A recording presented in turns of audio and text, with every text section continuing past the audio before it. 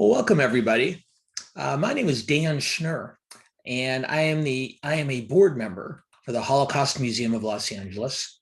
And as I think many of you know, we are the first Holocaust museum in the United States, founded by survivors in 1961, who wanted to create a safe place to display their artifacts in perpetuity and to remember their family members and loved ones who'd perished. And today the museum continues to provide free Holocaust education to students and visitors from across Los Angeles, from across the country, and from around the world, working to fulfill our mission of our founding survivors to commemorate, educate, and inspire. And we're very grateful to have all of you with us here today for what we think is a particularly important program in our work to fulfill that mission. Today's program is called Combating Holocaust Denial and Disinformation Online, a discussion with Facebook. And I'll tell you, we're very, very fortunate and very, very, very excited to have with us today several leading members of Facebook's content policy team to talk with us about the work they've been doing to combat misinformation on their platform. Facebook's Holocaust Denial and Distortion possibilities have received a tremendous amount of news coverage and deserved admiration and applause. And their most recent Holocaust education initiative is something particularly impressive that I'm really excited to talk with them and with you about today. For those of you who haven't joined us before and have not done as much Zoom programming, know that we have a Q&A box at the bottom of the screen. And while I'll be asking questions for the first portion of the program today, we'd strongly encourage you to type your questions into the Q&A box. And I'll do my best both to integrate them into the discussion with our guests, but also to make sure there's time in the latter portion of the program so that they can address as many of your questions as possible. As I said, we're very, very lucky to have three leaders from Facebook's content policy team. Peter Stern is the Director of Content Policy, Stakeholder Engagement at Facebook. Andrea Vallone is the Product Policy Manager for the Integrity team at Facebook. And Yvonne Lee is the Associate Content Policy Manager on the Stakeholder Engagement team at Facebook. So three valuable, very valuable perspectives from within the Facebook organization to discuss the topics that we're going to be confronting today. And before I get to my questions, the first thing I want to do, if you're all willing, is maybe take a few minutes at the beginning just to tell me and to tell our audience a little bit more about each of the work that you do at Facebook. Three very impressive sounding titles, but my guess is the work underneath those titles is even more impressive. So Peter, maybe you can start us off and tell us a little bit about yourself and the work you do there. Thanks so much, Dan. I really appreciate it. Delighted to be here today. And I very much appreciate all the work that's gone into setting this up on the part of everyone at the museum. I'm a lawyer by training. I've been at Facebook for almost 7 years. As you mentioned, I'm on the content policy team, and we'll talk today about what that entails. Basically, it's the team at Facebook, now in total around 200 people, that is responsible for creating the rules for what people are allowed to share on Facebook, our community standards, our ads guidelines, and other policies that we have around misinformation and certain specific products. So big scope of work. Within that setting, my team focuses on what we call stakeholder engagement. That involves reaching out and developing relationships across our user base of more than 2.7 billion people. We want to provide visibility into our content policies. We want people to understand that we have policies and what the policies consist of. And we want to hear from people about where they think we should be changing the policies to bring those policies more in line with their personal experience, to draw on their expertise, and generally to do a better job of responding to our global user community. Peter, thank you so much. I have, by my own count, between 50 and 60 questions I'm hoping to get to with you later. And we might not get to all of them, but I'll be eager to come back to you in, in, just, uh, in just a moment. Next, I'd like to introduce Andrea Vallone. As I mentioned earlier, Andrea is the product policy manager for the integrity team at Facebook. And just being a member of an integrity team, I find intriguing enough, Andrea. So I'm hoping you can tell us something about the work that you and your colleagues do. Sure. So I'm Andrea, and I sit in a product-focused seat within our policy team. So this sort of involves proactive work and how we can leverage our products to make a difference and move the needle on issues that we feel Facebook is actually in a position to create impact. So my work focuses on integrity issues that sort of run horizontally across all of our apps, which can include topics like health or climate, for example, whether that be sort of protecting people from bad content and using our product tools to achieve that, or connecting them with good content. And before this role, I worked on our misinformation team for a number of years. Well, thank you, Andrea. We already have a question from one of our audience members that I'll look forward to asking you about a little bit later. But again, before we get to that, last but certainly not least, I want to introduce Yvonne Lee. And Yvonne, as I mentioned a moment ago, is the Associate Content Policy Manager on the Stakeholder Engagement team at Facebook. And so, Yvonne, before we dig in further to some of this more substantive questions, and we'd love to hear a lot about your work at Facebook and how that fits into this broader conversation.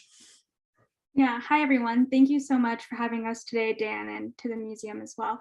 My name is Yvonne Lee, and I work on the Stakeholder Engagement team with Peter, where I have the pleasure of working with academics, researchers, and civil society organizations on our misinformation, news, and content ranking policies. And so some of the policies I've worked on include consulting with health experts on our COVID and COVID vaccine misinformation policies, or working with academics to think about how we can boost authoritative news sources on Facebook. And so really thrilled to join you all today.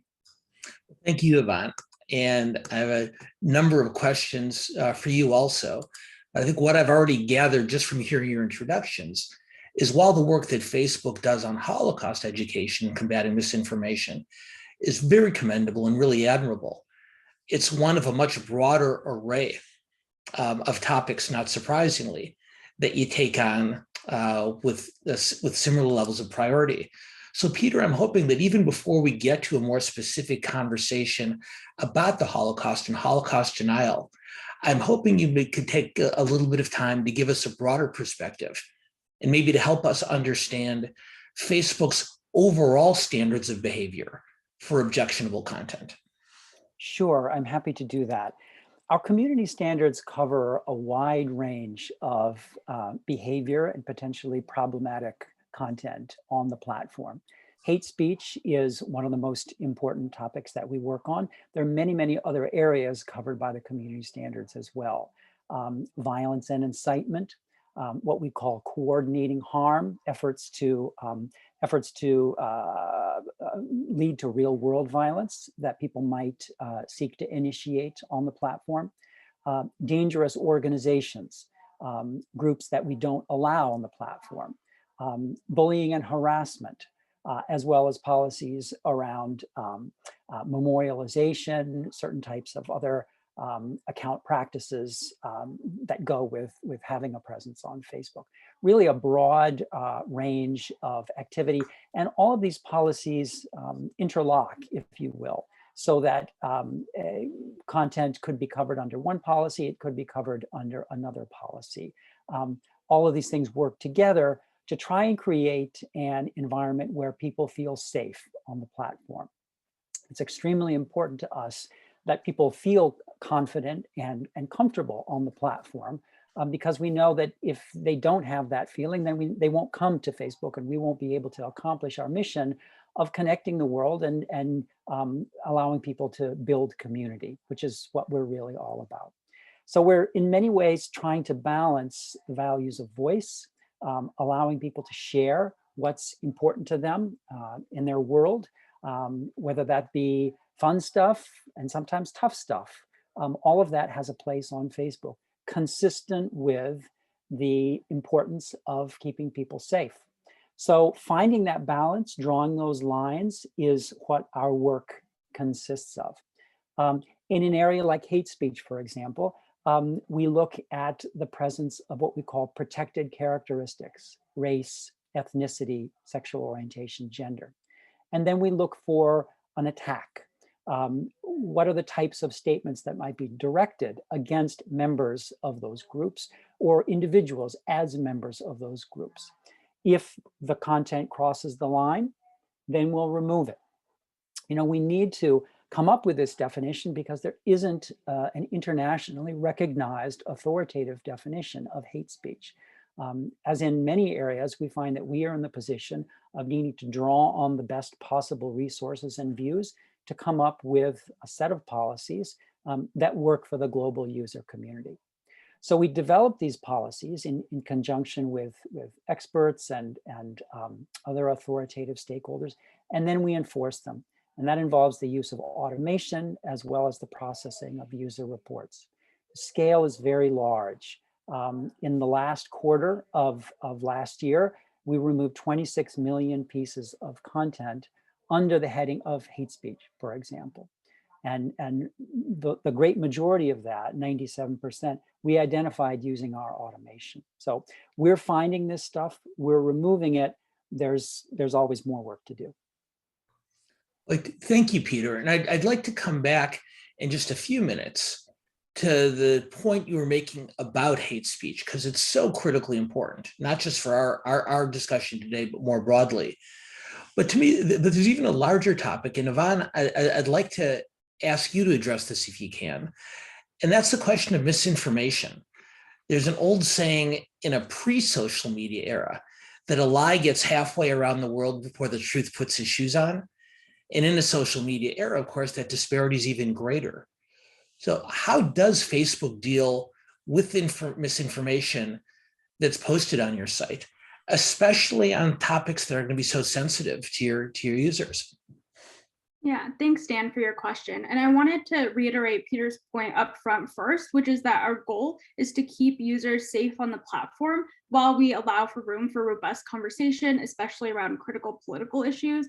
Safety is really a critical tenet of our misinformation approach. And so we have a three-pronged approach to fight misinformation, which draws upon our community standards that Peter was just discussing. And so the first prong is to remove. And so we remove content that violates our community standards. And under that, we have what's called our misinformation and harm policy, where we would remove misinformation where it would contribute to imminent physical harm. And so there's kind of two key elements. First, that the information has to be false, and that it has to contribute to the risk of offline harm or violence. And so for the latter part, we work really closely with external experts, local communities on the ground to help us draw those determinations of when content will lead to offline harm. And so one example of our misinformation and harm policy is that we've applied this to COVID misinformation, which I'm sure is at top of mind for everyone now. And so during the pandemic, we've worked really closely with health experts, health communication scholars, civil society organizations on the ground to solicit feedback.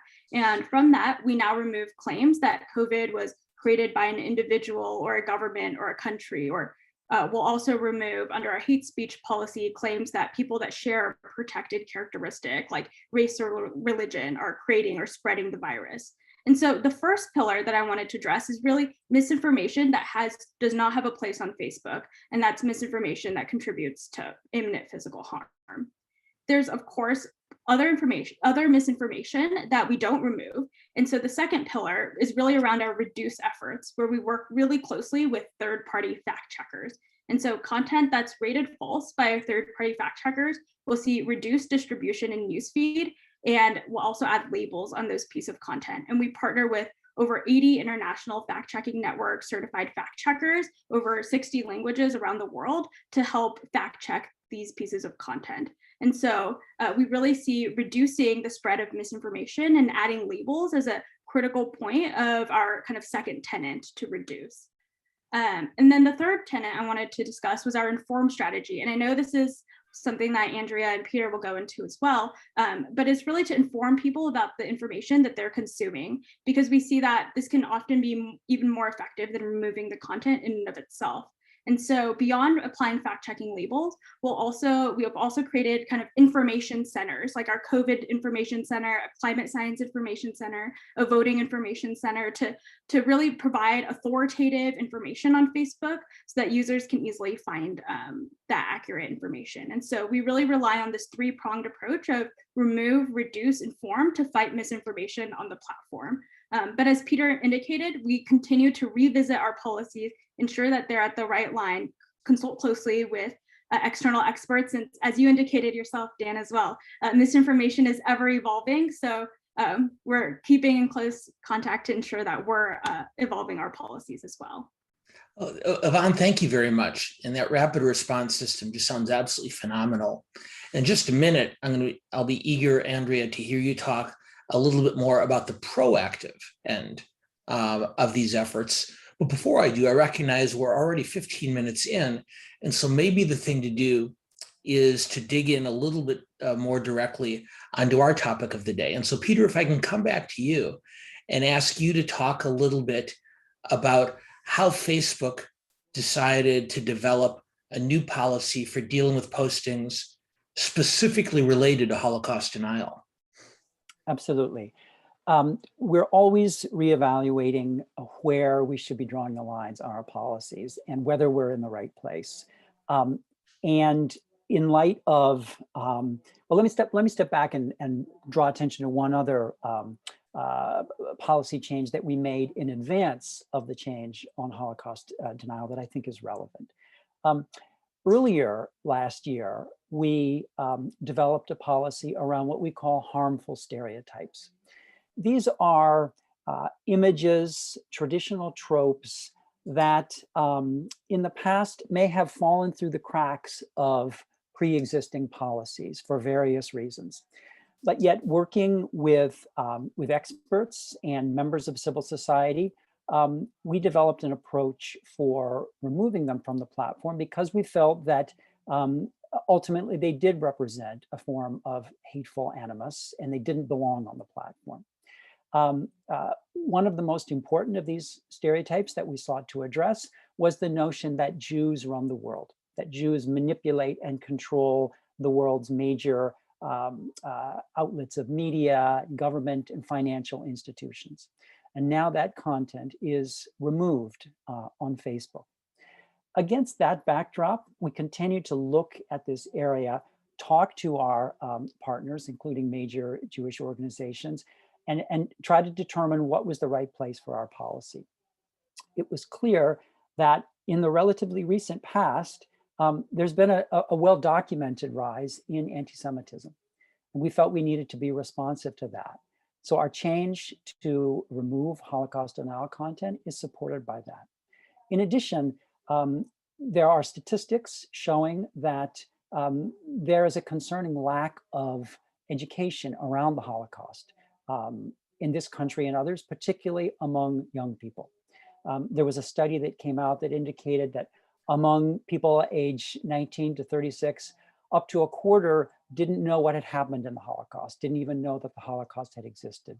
And we felt that this needed to be addressed through our policies and through some of the other measures that we're going to talk about today. And in addition, as we've talked about several times now, the input that we receive from partners, major Jewish organizations, organizations around the world on a local level, through a variety of channels, made clear to us that this was a situation that we needed to address through our policy change. Well, thank you, Peter. And Andrea, thank you for your patience, because I really do want to bring you into this conversation, because it struck me in listening to both Peter and Yvonne is that chasing misinformation, while critically important, is ultimately a fairly frustrating activity. And so what I know you spend a lot of time on is thinking about the proactive end of this. And so I'm wondering if you could talk a little bit about how, in addition to monitoring the site for misinformation, what does Facebook do to proactively provide Holocaust-related information to your users? Yeah, certainly. So that's exactly right. I think to paint a better picture of my work, I can sort of place it into context from what you've heard from Peter and Yvonne. So obviously their efforts, as you mentioned, and as I mentioned, focus on the critical task of reducing the amount of negative content on the platform, whether that be by removing, as Peter's discussed, or reducing, as Yvonne has mentioned. And so these efforts are certainly a cornerstone of our work to protect people on the platform, and tend to be our most well-known efforts. But there comes a point where even as our machine learning systems get smarter and smarter at identifying and removing or reducing the distribution of this content, you can reach a point of diminishing returns of impact of this. So the question then becomes, if on the one hand we're removing and reducing the bad, what can we do with the other hand to make more of the good? Are there ways to subsidize the amount of good information and good content on the platform? And that's sort of where my work comes in. And so to explain a bit about how this actually manifests, I can talk a bit about an initiative that is sort of a direct and targeted way to make progress toward this goal of increasing the good content. And it's through our search experience. So search is one place where people may be asking questions and are in the mindset to discover answers. And while we hope certainly that search is a place where people find good information and high quality information, we know what you see in search results on a given topic isn't necessarily trying to be the authoritative source or even educational. It might just be an expression of a point of view. So for some sensitive topics, we've developed a product that places authoritative content above search results, content and a source that we know to be credible and trustworthy. And we make sure it's the first thing that you come across.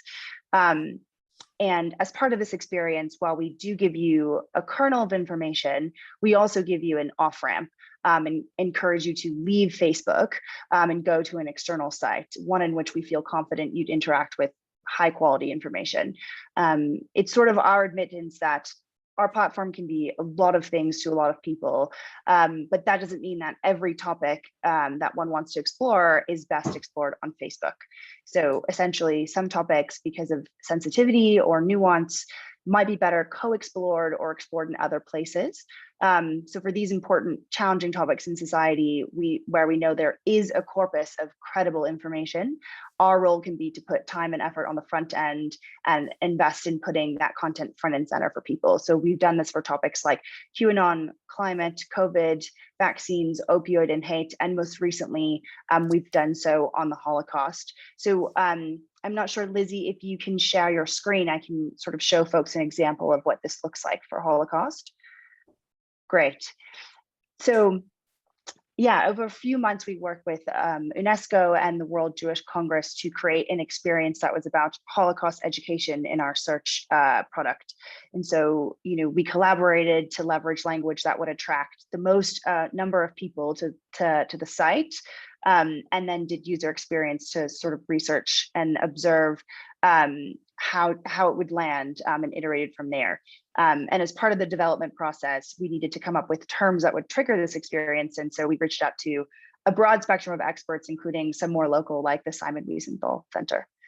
And so that's sort of one of the example of our efforts. So just to clarify, if I can stick with you for a second, Andrea, one of the things we read in the mainstream news media about not just Facebook, but social media generally, is how hard you work, not just to bring people to your site, but to keep them there.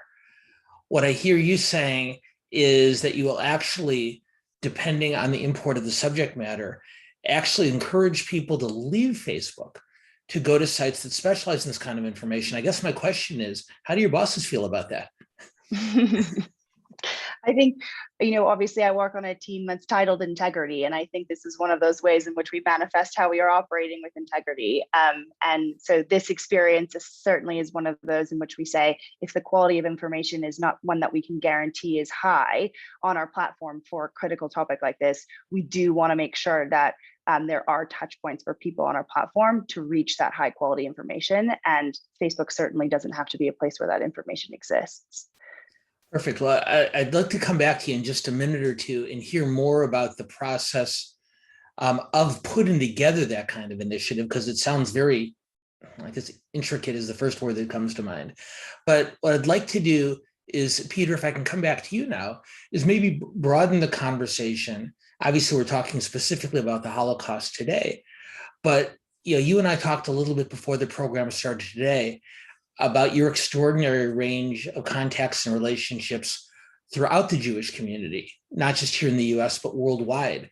And so I'm wondering if you could talk, just to give these Holocaust programs some context, and maybe you can talk a little bit about how Facebook engages with the worldwide Jewish community.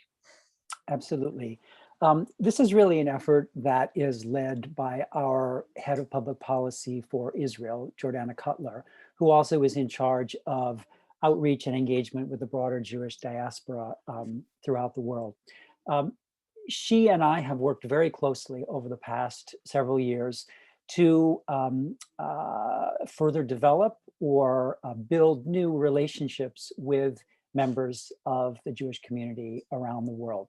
And I think we have a very productive dialogue centered around regular get-togethers with these groups, where we speak candidly. To state the obvious, we don't always agree on policy issues. There are areas where our Jewish stakeholders would like us to go further, areas where they feel we're not doing enough.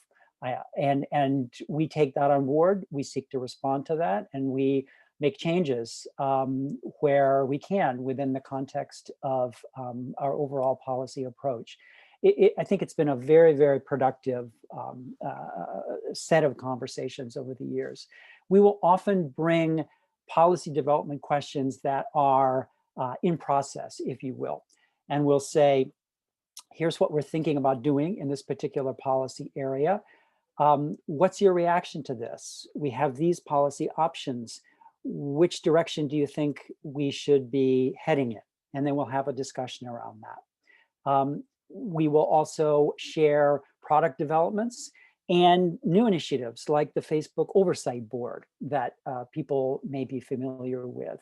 It's a new independent group of very impressive experts in a variety of fields around the world, including one member from Israel, that have taken on the task of giving a second look to some of our most difficult content policy issues. And we're pleased about the way that this is all working out, and really think this is going to be a positive thing for everybody. So we'll explain to them, here's how the board is shaping up. We have to make some decisions about it. What do you think we should do? It's just been a really good dialogue over the years. And Simon Wiesenthal is an important member of this in the US, as is the American Jewish Committee, World Jewish Congress, CST in the UK, B'nai B'rith International, European Union of Jewish Students, number of other organizations that relationships with whom we really value. We've obviously been reading a lot about the Facebook Oversight Board in the news recently, particularly as it relates to their upcoming decision on the former president's status on Facebook. I promise we're not going to get into that today, but it's fascinating that I don't think I'd understood the oversight board's larger role and how it impacts these kind of issues. Andrea, if I can come back to you for a minute, because having a better understanding from Peter about this, this very large and valuable network of contacts and experts, particularly in the Jewish community, but not just. It seemed to me from the point that you were making earlier that the responsibility of making sure your users have valuable, trustworthy, reliable information is an incredible responsibility, and you made it sound awfully easy. So I'm wondering if you might be willing to dig in a little bit deeper for us and talk about how you put together a program like this one to proactively provide information to your users on such a sensitive topic. Certainly. So when we decided to move forward with an initiative like this on a critical topic, we run through a core set of questions. So the first is finding that partner to work with. There could be a lot of prospective partners on any given sensitive topic, but what we're really looking for is those which not only have credible expert information, but specifically in a form that is easily accessible, in a way that would be comprehensible to people of all knowledge bases and backgrounds. A PhD or even secondary school level doesn't do a lot of good for people who are really trying to understand at a third grade level. So we focus on the way a partner conveys this credible information. Is it easy to follow, engaging, and then of course, tactically, how many languages do they have their information available in? We're a global platform, and the product experience on our end will support multiple languages worldwide. So that's sort of the first hurdle. The second is actually developing the content that appears for a user. And so our goal for this is to use language to convey just a kernel of information that helps people understand there is a resource out there off Facebook that is better suited with more context. And so it's really an exercise of how to use information on our platform to invite people into a conversation, maybe one they've never had the space to have before. So this works best when the content is inviting. If it's perceived as didactic, paternalistic, or judgmental, it can cause people to really shut down. So for many of these issues, there's a subset of people that experts are really trying to reach, whether it be those who are skeptical, hesitant, or in denial. We won't reach anti-vaxxers or climate science deniers or Holocaust deniers by judging them, but we could show them where there is trustworthy information and sort of lead them to the water. So if you use language that suggests, that we understand people may have questions and that it's okay to have them, that's sort of when the changing of minds happens. So I guess to put a finer point on it, we can't reach you by suggesting that we're judging you, but we will reach you by inviting you into a conversation. So we work with our external partners to go back and forth on the kind of language that would be sensitive to these facts. And then we do a bunch of user experience research with actual Facebook users over the world and sort of triangulate what a global reception is to that wording and reception among people of various different ideologies, even specifically on that topic. Andrea, thank you. And Yvonne, I promise you, I haven't forgotten about you. And I want to bring you back into the conversation in just a second, but I would be remiss when Andrea showed all of you the example of how Facebook uses their search engine to bring people into this conversation. She mentioned Lizzie, and you are probably a little bit puzzled because you don't see a Lizzie. And so I should probably take a minute before we go on and thank the amazing Lizzie Ruff, who is our education associate at the museum, for all the work that she's done on today's program. Jordana Gessler, our Vice President of Education and Exhibits, Harmony Barker, our Public Programs Manager, Safina Goldstein, who's been working on this project from the beginning. They're all part of an incredible team at the museum that most of you very rarely see, but they deserve immense amount of credit for the work they do every day, not just on this program, but on other programs that we make available to you and to the broader community. So Lizzie, Harmony, Jordana, Safina, thank you all very, very much. Okay, we now return you to our regularly scheduled program. So Yvonne, one of the things that you and I talked about when we first had a chance to meet is I told you about a program we run here at the museum on which Jordana and Lizzie and Harmony and Safina also work. It's a program called Building Bridges. And for those in our audience who aren't familiar with it, on the first Wednesday of every month, I have the great privilege of moderating a conversation with representatives from the Los Angeles chapter of the National Urban League, the largest African-American community organization in the Southland, an organization called HOPE, Hispanos Organized for Political Equality, a third organization called CAUSE, which stands for the Center for Asians United for Self-Empowerment, and finally for the Jewish Center for Justice. And this Building Bridges program is our effort to develop and strengthen conversations between a range of underrepresented communities here in the greater LA area.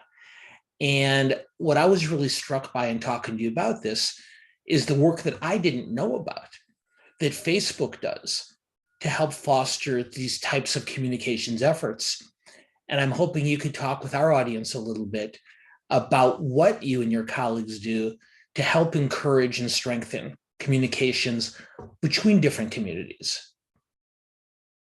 First of all, Dan, I just want to reiterate how amazing the museum team has been to work with, and to also send along our thanks as well to you and the rest of the team. But to actually answer your question now, our team really focuses on engaging with civil society organizations and researchers to bring feedback back to our community standards to make them stronger and more inclusive. The team that Peter leads and the stakeholder engagement team, we are really made up of members from all around the world, with my colleagues based in Mexico and Singapore and London. And we really focus our engagement efforts on around all quarters of the world, especially since 90% of Facebook users are actually outside of the US. And so our team really focuses on bringing together advocates from the community to bring policy input. And so we'll convene large roundtables, for example, with LGBTIQ plus community advocates, women's rights advocates, human rights defenders, disability rights advocates, just to name a few of the many, many amazing groups that we work with, to bring their input into every policy issue that we cover. And so I think the Building Bridges program that you indicated, that you mentioned, is very in line also with the way that our team views stakeholder engagement and being a really inclusive process that includes voices from all around the globe and from all diverse communities. So Lizzie and Harmony and I might be following up with you to see if we can get our efforts to a Facebook-sized audience. Maybe, Dan, I could also add just a word about some specific things that we've been doing with the worldwide Jewish community.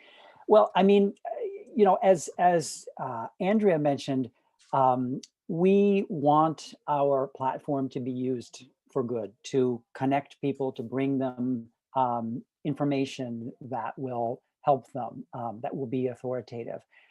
That doesn't mean that the information has to or should come from Facebook. We are not the most appropriate, the most legitimate source of information on really most topics that are out there. That's why people get sent to UNESCO and the World Jewish Congress rather than Facebook to learn about the Holocaust.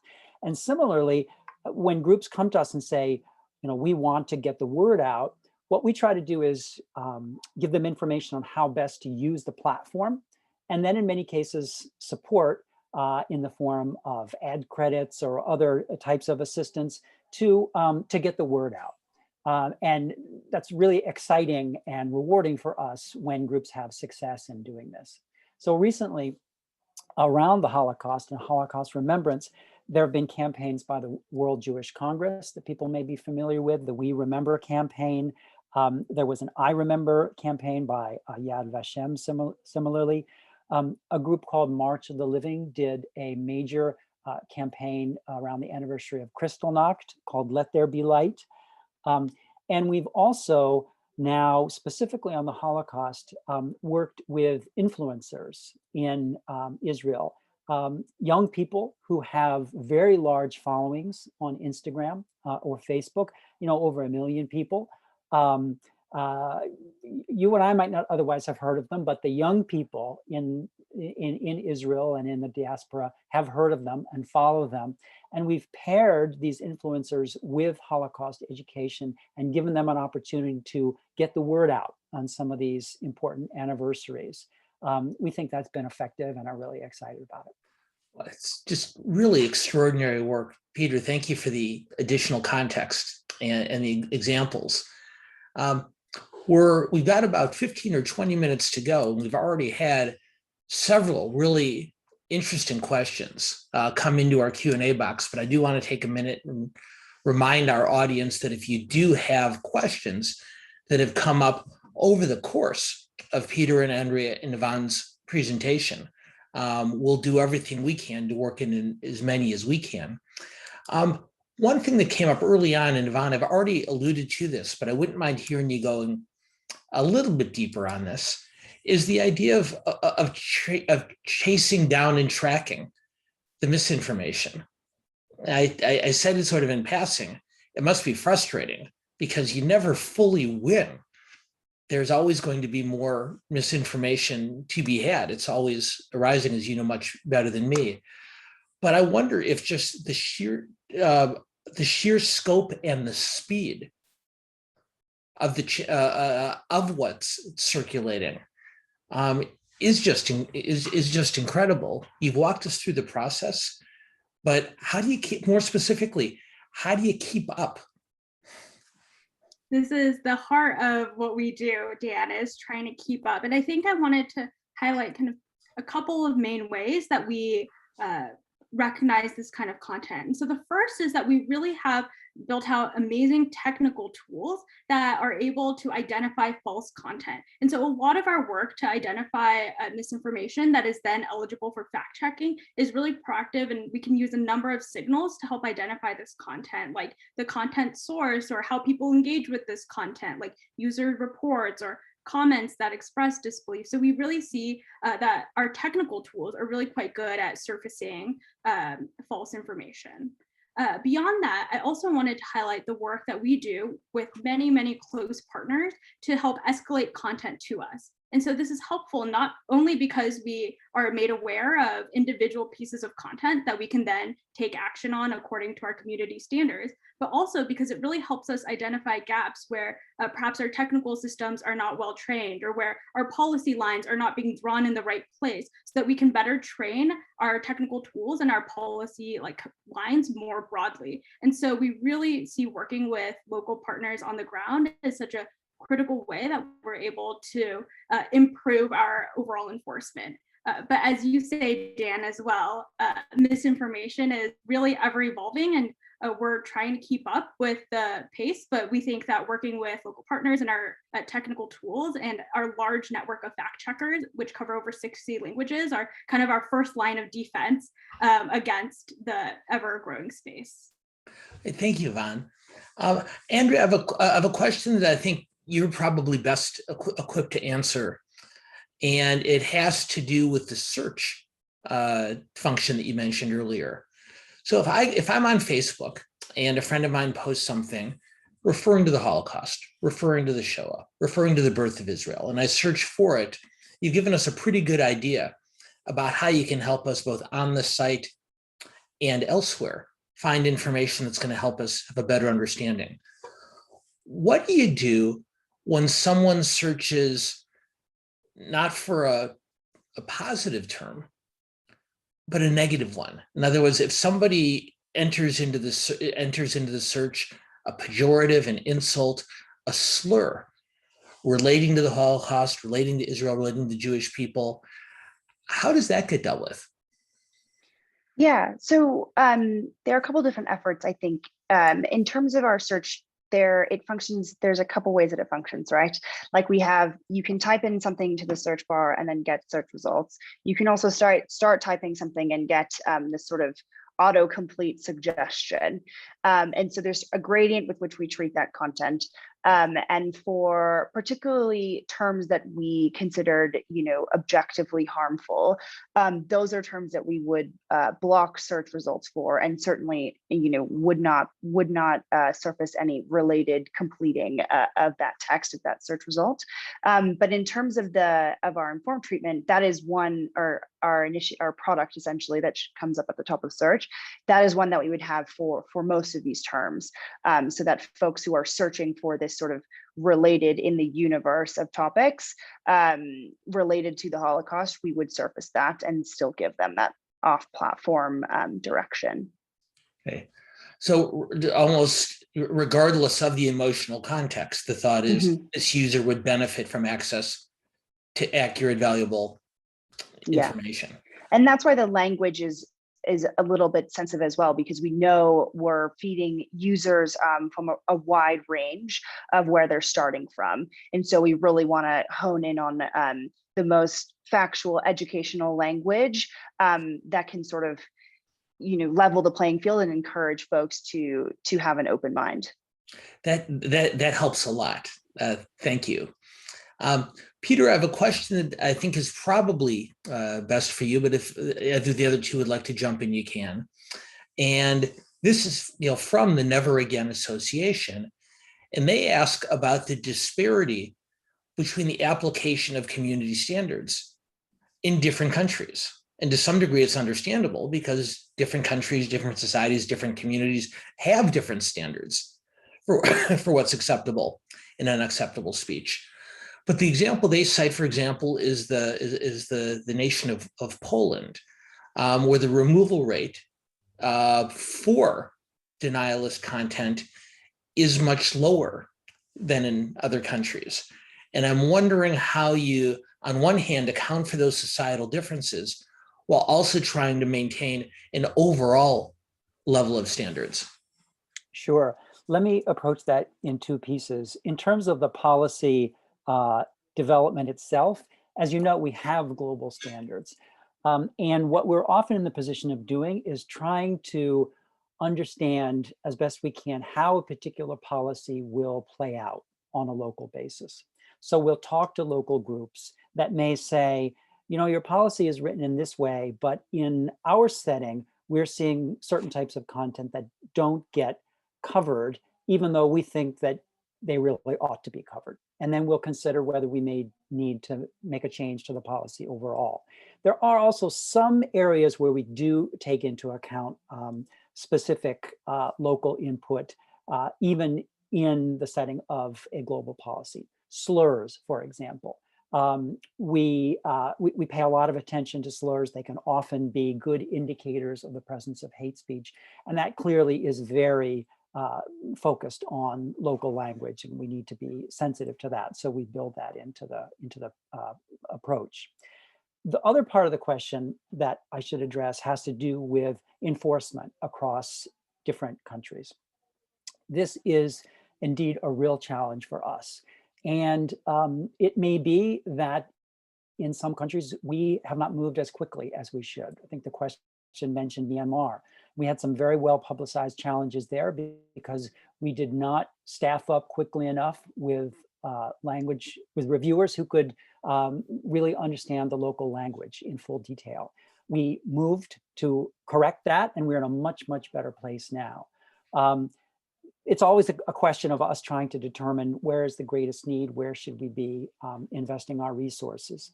I guess the other thing that I would note is that, and I can't speak to the enforcement of this particular policy in this context, although we are seeking to enforce it at scale and have been doing so ever since the policy was announced. Certain languages that offer less content on which to develop a classifier will take longer for us to come online, if you will, in our overall enforcement efforts. That is to say, in order to develop the classifiers that we need to find content that we think may violate, we need a huge volume of examples and data in that local language. If a language is less prevalent and offers us less of a data set to work with, then it takes us longer to refine the classifier to the degree that we would like and to actually make it successful on the platform. That may be what is happening in some smaller languages.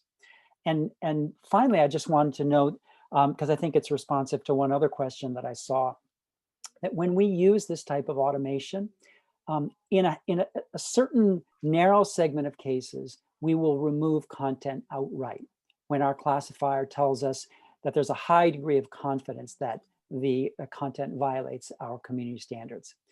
In a much wider array of cases, however, what we do is use automation to identify potentially violated content and route it to reviewers to take a look at using their human judgment. We still need humans to call balls and strikes on the bulk of pieces of content.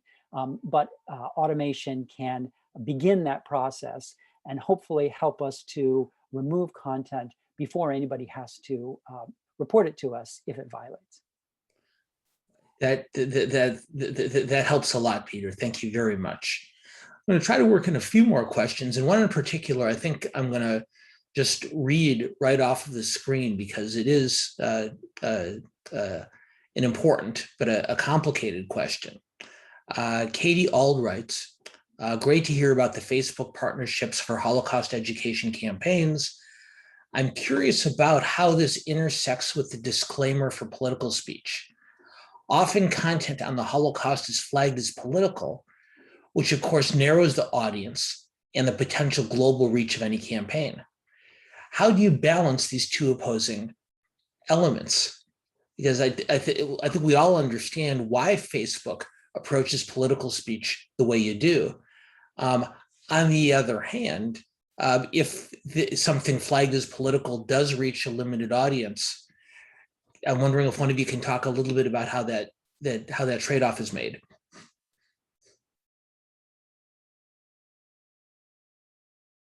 Oh, Peter, sorry about that. I'm not 100% sure I understand the nature of the trade-off that the question is getting at. We want to leave broad latitude for political speech on the platform. We also want people to be directed to authoritative information about the Holocaust when we think that they're interested in the Holocaust or when they might benefit from seeing this information if they're looking for a topic that relates to Holocaust denial. So it would be useful if I could zero in a little bit more on the nature of this. Okay, so Katie, if you'd like to send a follow-up question, we have a little bit of time here, and hopefully we can circle back on it. But maybe what's worthwhile, Peter, if you can, is for those people who haven't engaged as heavily with political speech on Facebook, is talk a little bit about the guidelines and parameters that exist for it, just to give some context to Katie's question.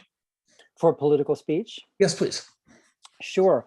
Well, I mean, we don't have a separate policy approach for political speech. I mean, speech that would be considered political is covered by all of our community standards. And so we would need to evaluate it and determine whether it should be removed, whether it be hate speech or violence and incitement or a number of other categories. I mean, fundamentally, we're looking to protect people from being attacked. And so to the extent that political speech is directed at nation states, ideas, institutions, we allow broad scope for conversation on those topics. Well, that helps just in itself. And Katie, if we don't have time to get back to your question over the next few minutes, we hope you'll reach out to us and we'll forward it to the team at Facebook and hopefully get you some guidance on it. More basic question, which I think a lot of people are thinking about, is if I am a Facebook user, which I am, if I'm a subscriber, when an issue arises, something that I have concern about, someone spreading misinformation, someone engaging in an unacceptably hostile way, what's the best way to communicate with all of you about those issues when they arise? Absolutely. Every piece of content on Facebook can be reported using tools that exist on the platform.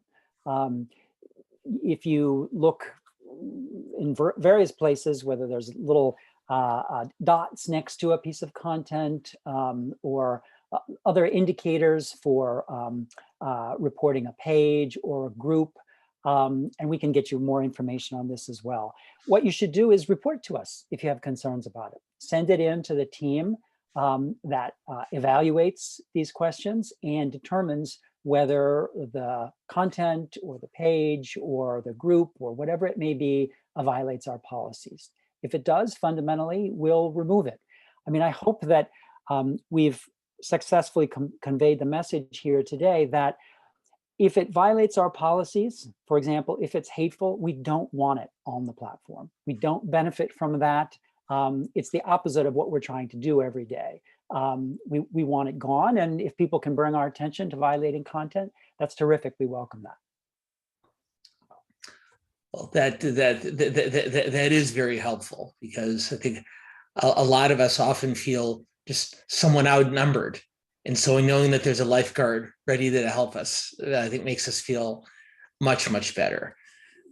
Unfortunately, we're running up against our time limits. If it were up to me, I would extend this program from a 1-hour discussion into a 7 or 8 hour discussion, but Lizzie would have my hide for it. So I don't think that we're able to do that. So instead, I just want to thank you, Peter. Thank you, Yvonne. Thank you, Andrea, for sharing your expertise and the critically important work that you're doing with us today. We're grateful for your time today, but also for the work you're doing to help spread the word and to combat misinformation on not only this important topic, but so many others as well. Thank you so much. And before we sign off, I want to invite everyone to join us, not next Tuesday, but a week from Tuesday, on May 4th at 11 a.m. Pacific time, for a special presentation of Escape, One Day We Had to Run, which is a really wonderful and beautifully illustrated children's book that tells true stories about how courageous people all around the world have overcome seemingly insurmountable obstacles in their flight to freedom. And one more shameless plug for our Building Bridges series. Earlier this month, as many of you know, we talked about the hate crimes issue. Next month, on Wednesday, May 5th at 11 a.m. Pacific, we hope you'll come back and join us for the monthly program talking about the learning divide that's been exacerbated by school shutdowns during the pandemic.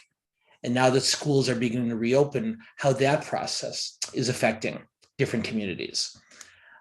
You can find out more about all of our virtual events on our website at holocaustmuseumla, all one word, .org.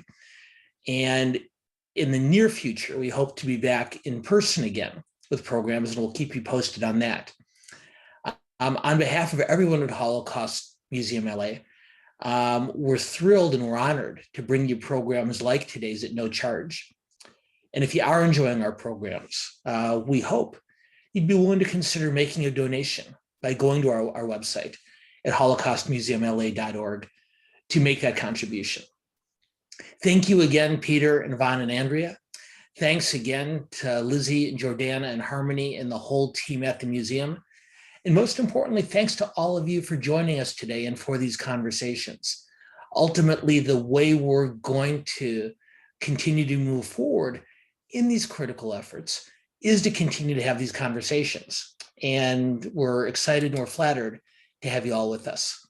Hope you all have a great afternoon and evening, and we'll look forward to seeing you again soon in the future. Thanks again, everyone.